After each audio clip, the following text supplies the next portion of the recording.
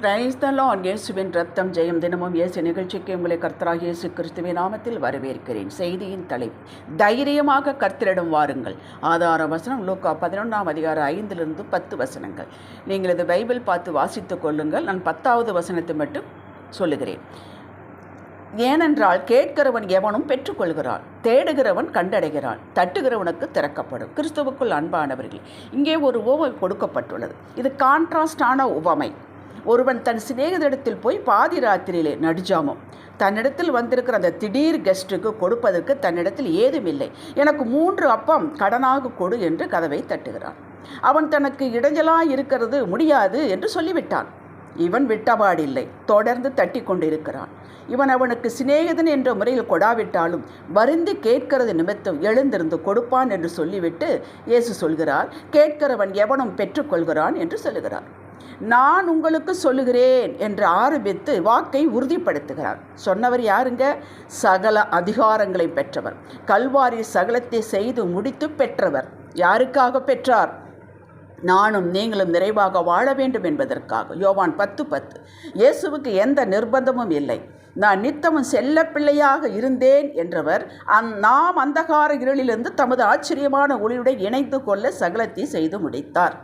லூக்கா 11ஆம் அதிகாரம் 8வது வசனத்தில் வருந்தி கேட்டது நிமித்தமாவது என்ற பதத்திற்கு ஆங்கில விரிவாக்க வேதாகம் மற்ற மொழி பெயர்ப்புகளெல்லாம் கொடுக்கக்கூடிய விளக்கம் துணிச்சலோடு கிடைக்கும் வரை என்றும் தொடர்ந்து பெற்றுக்கொள்ளும் வரை என்றும் அவமானத்தை எண்ணாமல் காரியத்தின் மேல் கண்ணாக இருத்தல் என்றும் பொருள் கொடுக்கப்பட்டுள்ளது. நாம் ஆண்டவர் உறங்குவதும் இல்லை, தூங்குவதும் இல்லை.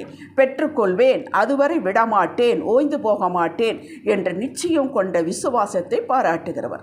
அதனால் தான் கேட்கிறவன் எவனும் பெற்றுக்கொள்கிறான் என்றார். உம்முடைய ஜெபக்குறிப்பு, ஆசை, விருப்பம், எதிர்பார்ப்பு இவைகளை மனிதரிடம் சொன்னால் நம்மை ஒரு மாதிரி பார்ப்பார்கள் என்று நீங்கள் நினைத்தால் சொல்லாதீர்கள். ஏன் குடும்ப நபர்கள் கூட சொல்ல வேண்டாம். அது உங்களுக்கும் கர்த்தருக்கும் மட்டுமே வெளிச்சமாக இருக்கட்டும். கர்த்தரிடம் துணிச்சலோடு தைரியமாக கேளுங்கள். இந்த துணிச்சல் தைரியம் எப்போது வரும் என்றால், உங்களுக்கும் அவருக்கும் இடையில் உள்ள உறவின் மேன்மையை அறிந்து புரிந்ததின்படி அவருடைய மகிமையை அறிந்திருக்கும் போது வரும். அவரோடு நல்ல ஐக்கியத்தில் இருக்கும் போது வரும். இப்படி இருக்கும்போது தவறு செய்து விட்டாலும் கூட அந்த உறவின் மகிமையினால் அப்பா இந்த ஒரு விஷயம் மன்னித்து விடுங்க, அடுத்த முறை இப்படிப்பட்ட தவறுகள் செய்யாமல் இருக்க ஜாக்கிரதையுள்ளவனாக இருப்பேன், இதற்கு உமது கிருபை எனக்கு போதுமானது என்று கேட்டு பெற்றுக்கொள்வீர்கள். அவரது இரக்கத்திற்கு முடிவே இல்லைங்க. இதை அறிந்திருப்பீர்களாயின் கேட்டு முடித்தவுடன் மன்னித்து விட்டார் என்ற நிச்சயம் பெறுவீர்கள். அவரிடம் இல்லாத ஒன்றை நீங்கள் வெளியில் எங்கும் பெற முடியாது. அவருக்குள் எல்லா ஆசீர்வாதங்களும் ஆம் என்றும் ஆமேன் என்றும் இருக்கிறது. யாருக்கு வைத்திருக்கிறார்? உங்களுக்கும் எனக்கும் தான். நமக்குள் இருக்கும் ஆவியானவர் பிதாவின் சித்தம் அறிந்தவர். பெற்றுக்கொள்ள, ஜெபிக்க, விண்ணப்பிக்க, வேண்டது செய்ய உதவி செய்கிறார். ரோமர் 8:26. துணிச்சலோடு கேளுங்கள். அந்த காணாத ஆசீர்வாதங்களுடைய மனக்கண்களில் காண்கிறீர்கள். காண வேண்டும். பிக்சரைஸ் பண்ணி பாருங்கள். அடிக்கடி நான் சொல்லுவேன். மாமிச கண்களால் காணும் வரை, பெற்றுக்கொள்ளும் வரை விடாதீர்கள். பயப்படாதீர்கள், சோர்ந்து போகாதீர்கள், பாதியிலேயே விட்டு விடாதீர்கள், கோழையாயிராதீர்கள்.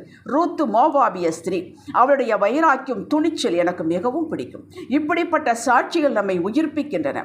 இவள் கோழை அல்ல, பயந்தவளும் அல்ல, துணிச்சலோடு இதுதான் எனக்கு வேண்டும், என் விருப்பம் இதுதான், இதை மறுத்து பேச தன் மாமியை அனுமதிக்கவில்லை. வந்தால், கீழ்ப்படிந்தால், அற்புதமான வாழ்வை பெற்றாள். இதற்குள் இருக்கும் அவருடைய தியாகம், துணிச்சல், வைராக்கியம், கீழ்ப்படிதல், ஏற்றுக்கொள்ளும் மனப்பக்குவம், காத்திருக்குதல், எந்த ஹிடன் அஜெண்டாவும் இல்லாமல் இன்றைக்கு மாமி என்ன சொன்னாலும் அதை மட்டும் செய்து ஆனந்தமாக இருந்தாள். நாளை தினத்தை பற்றி அவள் கவலைப்படவே இல்லை. வயலில் நாளைக்கு தானியத்தை பொறுக்க விடுவார்களா மாட்டார்கள் என்ற கவலையும் அவளுக்கு இல்லை. நான் மறுபடியும் சொல்லி உற்சாகப்படுத்துகிறேன்.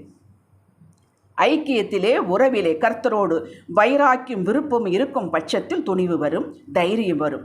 கோழைகள் தான் தவறு அடிக்கடி செய்வார்கள், பயப்படுவார்கள், சந்தேகப்படுவார்கள், பெற்றுக்கொள்ளவும் மாட்டார்கள்.